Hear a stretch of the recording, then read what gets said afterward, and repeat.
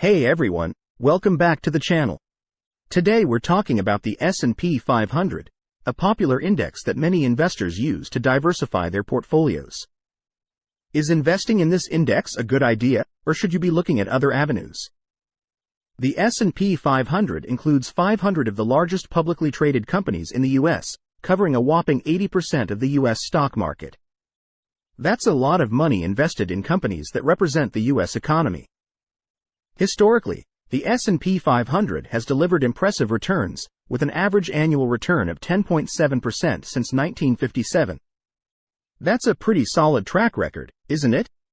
But here's the thing, the S&P 500 has had some rough years as well, like the lost decade, from 1999 to 2009 when it generated an average annual return of negative 0.9%. Over the past decade, Big Tech has really dominated the S&P 500. Companies like Apple, Microsoft, and Nvidia have seen massive growth, driving the index's performance. In fact, Nvidia alone is worth nearly as much as the entire real estate sector. That's how much influence tech has on the S&P 500. But it's not just tech. The financial sector has also had a significant impact on the index. We saw some major collapses earlier this year, with Signature Bank and Silicon Valley Financial Group losing almost all their value. A lot of people see the S&P 500 as a perfect way to diversify their portfolios, but is it really enough? Remember, the S&P 500 only represents 500 out of thousands of stocks in the U.S. market, let alone the global market. Investing in a globally diversified portfolio of low-cost funds in the world's best companies is probably the best strategy for most investors. A 2019 paper from Vanguard showed that even though U.S. stocks have the lowest volatility, a global market cap-weighted portfolio including the U.S. and all other countries had even lower volatility. The key is to think long-term.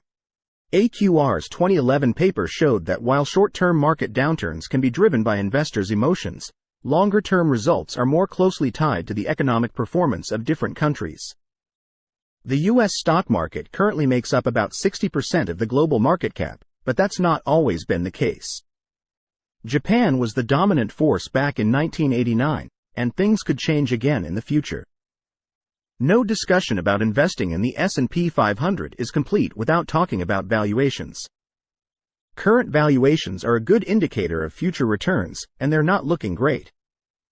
The S&P 500 has a P/E ratio of 31.4, which is 55.7% above the modern-era market average of 20.2. This suggests that the market is overvalued. I'm not saying you should bet against U.S. stocks, but betting only on the most expensive market isn't the smartest move. So, the S&P 500 might not be the most reliable approach to capturing U.S. stock returns, and it doesn't offer exposure to global stock returns. But it's a good option if you're looking for a diversified and low-cost way to access the U.S. market. The bottom line is that investing in a globally diversified portfolio of low-cost funds in the world's best companies is probably the best approach for most investors.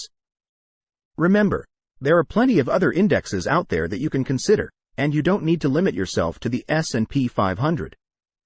It's always a good idea to talk to a financial advisor to get personalized advice that fits your specific goals and risk tolerance. Thanks for watching. Remember, investing is a long-term game, so be patient, stay focused on your goals, and keep learning.